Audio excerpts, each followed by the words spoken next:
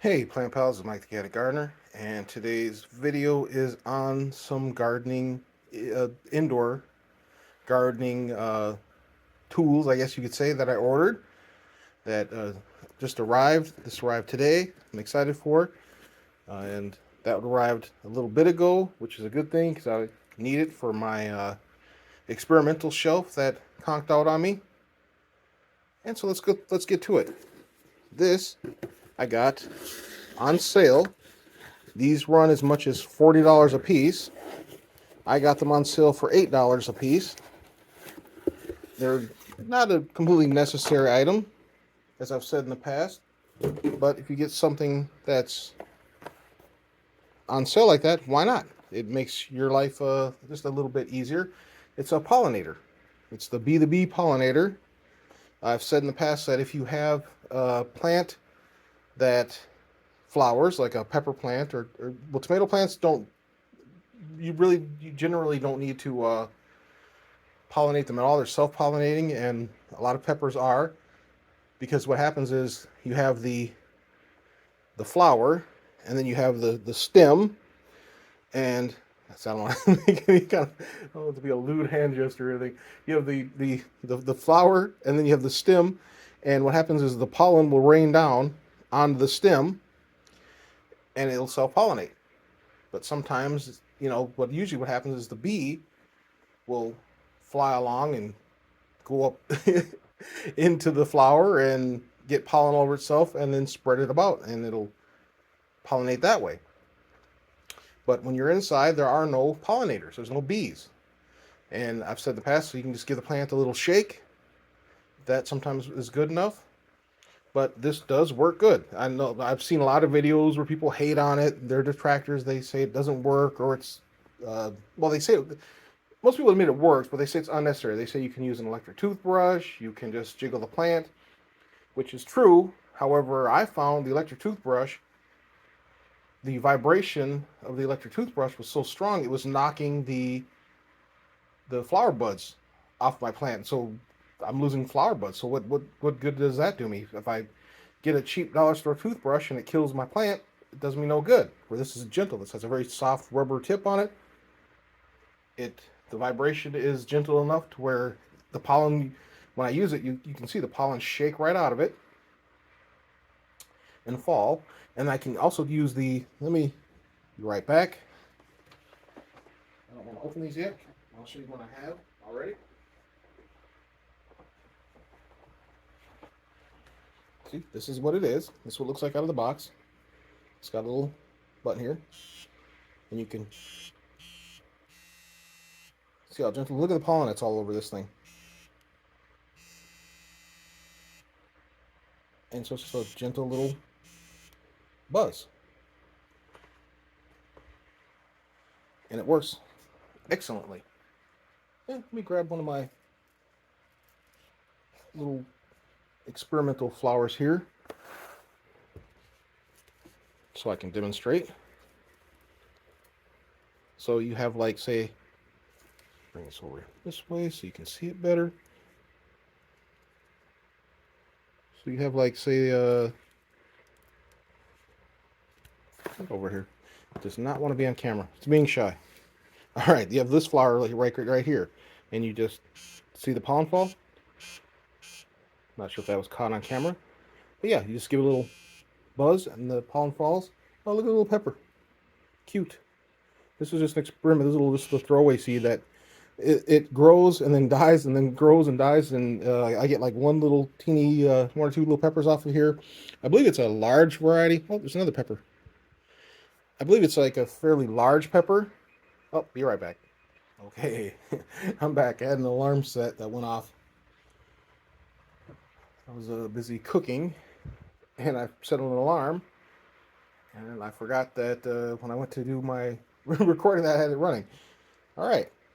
Anyway, I believe this is a large variety of pepper of some sort, that when you put a large pepper into a small container, it kind of, it shrinks. It can only grow so big, and so it shrinks it down. But it also makes tiny little peppers. Oh, see, oh no, it was just its dress.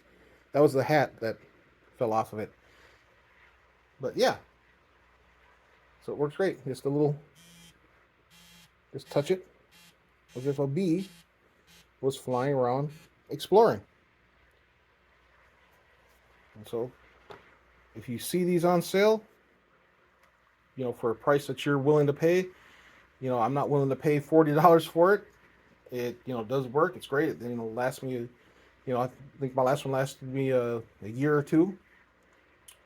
And I use it pretty much every day because I always constantly have flowering peppers, and sometimes I'll, if I see my tomatoes are being a little bit stubborn, it does work. It does give it if I give it a little buzz on the tomato flowers, it, that's how nature intended it to work, so it does work. All right, so that's that. Let me put this back on my shelf. Yeah, it's kind of cool that I saw those little, and I'm able to show you that I had those little peppers growing on it. That's exciting. All right, I'm going to put this away, and I'm going to unbox this. So that'll be the next thing. I can set this here. All right, this is a grow light that I use in my shelving system. Oh, I knew I was going to need my scissors. I haven't opened it yet, so I'm opening it just for you all. All right. This is an LED grow light, and what it is it's 4 bars.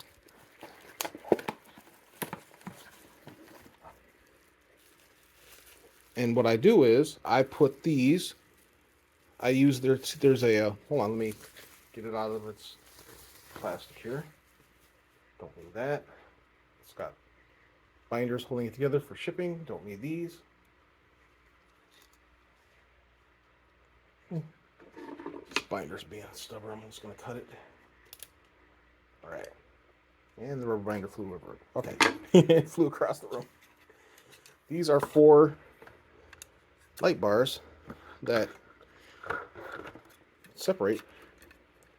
And what I do is I put them like this. This stretches out even further because it's tied up now. But for an example, I could do it like this underneath my wire rack, and then of course spread far apart, and then I just zip tie these to the bars of the wire rack, and I get grow lights on my just commercially available wire shelving. And you could put this underneath a cabinet. You could screw it underneath a cabinet. It has multi-purposes. But that's how I use it, is as a grow light, because it's got the good spectrum to it. And it has a timer, so it comes on and turns on and off when I want it to. It's got a built-in timer. It's got built-in brightness and modes. It even comes with sticky tape if you want to stick it. Tape. Screws if you want to screw it. So like I said, the inner side of a cabinet. And it also has the zip ties. So it comes with anything I could possibly need. So let me plug this in and I can show you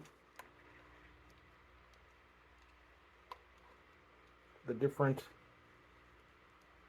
modes and how the light looks.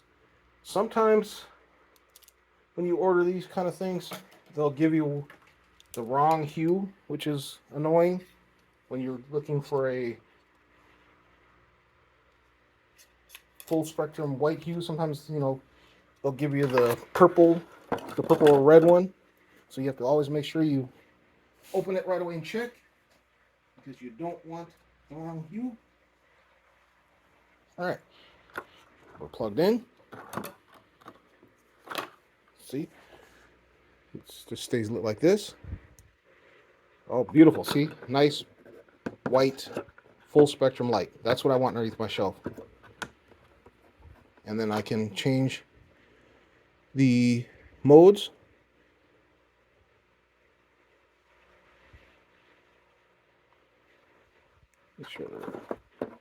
Show that they're all on. I can adjust the brightness. Oh, it's really affecting the camera. That's funny. All right, I'll stop. I'll move it in a second. And then you have the timer. So like right now it's a 6 hour or was it 3 hour, 4 hour? I can't really see from here behind the camera. Oh, it's 3 hour, 6 hour, and like 12 hour. And so if I turn that on at say 4 p.m., it'll turn off at 4 a.m. Or if I turn it on at 4 a.m., it'll turn off at 4 p.m. Or whatever interval I have it set to. It'll always come on at that time of day when I set it up to do it. But see, I have it all facing downwards. You can see how bright that is. And what a nice, clean, bright white light that is. And my plants will love it. Let's go ahead and turn it off. So there you have it. All right. I'm really excited. That's going to go on my the bottom of my experimental shelf. And when I get the racking system built for the top light, I will show that. I did purchase... let me show that. Yeah, I'll show it. Why not? I got a bunch of brackets and a bunch of tools to hold bars system that'll hold light bar up above so that, and then it'll be stable. I'll get some nice wide stable legs so it won't the jackhammering won't make it fall over again unless they're really shaking the entire house like super bad, which they kind of were, but they'd really have to like destroy the house to knock the system that I'm going to build over. Plus I'm going to use wall strapping and just make it extra safe so that I won't have that happen again where the power gets blown out by the things being knocked over. All right, so that's just a quick little look at a couple of the things that I purchased. I'm very excited. I always look for bargains and deals. I am chaotic, but I'm also a cheapskate, so I don't here my flash just went off, so it's telling me to wrap up. So I don't like spending a lot of money on this stuff. This is I do, it is food and I do eat it, so that makes it worth it. But I also don't want to go broke spending thousands of dollars on something that I'm going to only eat a few dollars worth of food off of. Why spend $1,000 if you're only going to get say $100 worth of food out of it? I'd rather spend $30 and get $100 worth of food, or spend $30 and get $1,000 worth of food, especially for something like this. This will last me years and years. I believe I paid $24 for that light, something like that. Like I said, I paid $8 each for these. This will last me for years to come, probably 8-9 years or more. It's not, there's no battery inside the ones that come, so you don't have to worry about the batteries rotting inside them. So they will definitely, 20 years from now, I can throw a battery in there and it's going to work perfectly fine. So, all right. Any comments, questions? Leave in the comments section. Thanks for watching. Please like and subscribe. Have an awesome day.